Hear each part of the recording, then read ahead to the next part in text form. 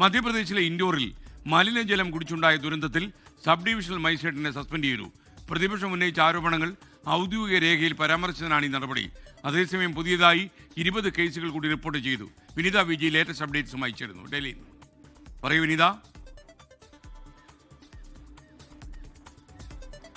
എസ്കെൻ, വ്യാപകമായിട്ടുള്ള പരിശോധനകളാണ് ഈ മലിനജലം ദുരന്തമുണ്ടായതിന് പിന്നാലെ ഇൻഡോറിൽ നടത്തിയിട്ടുള്ളത്. അതിൽ 9400-ലധികം പരിശോധനകൾ നടത്തിയതായിട്ടുള്ള റിപ്പോർട്ടുകളാണ് ലഭ്യമായിരിക്കുന്നത്. പ്രത്യേക ആരോഗ്യ സംഘങ്ങളായി തിരിഞ്ഞാണ് ഈ പരിശോധനകളും ഒക്കെ തന്നെ നടത്തിയിരിക്കുന്നത്. അതിൽ പുതുതായി 20 കേസുകൾ കൂടിയാണ് റിപ്പോർട്ട് ചെയ്തിരിക്കുന്നത്. ഇപ്പോൾ നിലവിൽ 142 പേരാണ് ആശുപത്രിയിൽ ചികിത്സയിലുള്ളത്. ഇതിൽ 11 പേർ ICUവിലാണ് എന്നും റിപ്പോർട്ടുകൾ ലഭ്യമായിട്ടുണ്ട്. ഒപ്പം തന്നെ എസ്കെൻ സൂചിപ്പിച്ചതുപോലെ ഒരു ഉദ്യോഗസ്ഥനെതിരെ കൂടി നടപടിയെടുത്തിരിക്കുകയാണ്. സബ് ഡിവിഷണൽ മജിസ്ട്രേറ്റിനെയാണ് സസ്പെൻഡ് ചെയ്തിരിക്കുന്നത്. നേരത്തെ തന്നെ ഈ മുനിസിപ്പൽ കോർപ്പറേഷനിലെ ചില ജീവനക്കാർക്കൊക്കെതിരെ കടുത്ത നടപടികൾ സ്വീകരിച്ചിട്ടുണ്ടായിരുന്നു. ഇപ്പോൾ ഇതാ സബ് ഡിവിഷണൽ മജിസ്ട്രേറ്റിനെ സസ്പെൻഡ് ചെയ്തിരിക്കുന്ന കാരണമെന്ന് പറയുന്നത് ഈ പ്രതിപക്ഷം ഉന്നയിച്ചിരിക്കുന്ന ചില ആരോപണങ്ങൾ അത് ഔദ്യോഗിക രേഖയിൽ അതേപോലെ പകർത്തിവെച്ചു എന്ന ഒരു കണ്ടെത്തലിനെ തുടർന്നാണ് ഇത്തരത്തിലേക്ക് നടപടി എടുത്തിരിക്കുന്നത്. അതിൽ ഈ പ്രതിപക്ഷത്തുള്ള കോൺഗ്രസ് അടക്കം പറഞ്ഞത് മനുഷ്യത്വരഹിതമായിട്ടുള്ള ചില നടപടികൾ ആ മേഖലകളിൽ നടന്നു എന്നുൾപ്പെടെയുള്ള കാര്യങ്ങളാണ്. ഇത്തരത്തിൽ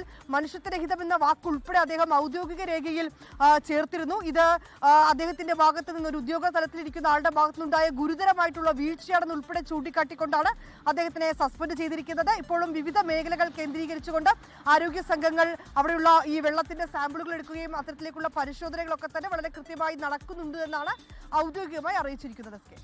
ലോകത്തെവിടെയായാലും ഏത് സമയത്തും 24 വാർത്തകളും ഓഗ്മെന്റഡ് റിയാലിറ്റി പാക്കേജുകളും എക്സ്പ്ലെയിനറുകളും വിശദമായി കാണാൻ ഞങ്ങളുടെ യൂട്യൂബ് ചാനൽ നിങ്ങൾക്ക് സബ്സ്ക്രൈബ് ചെയ്യാം.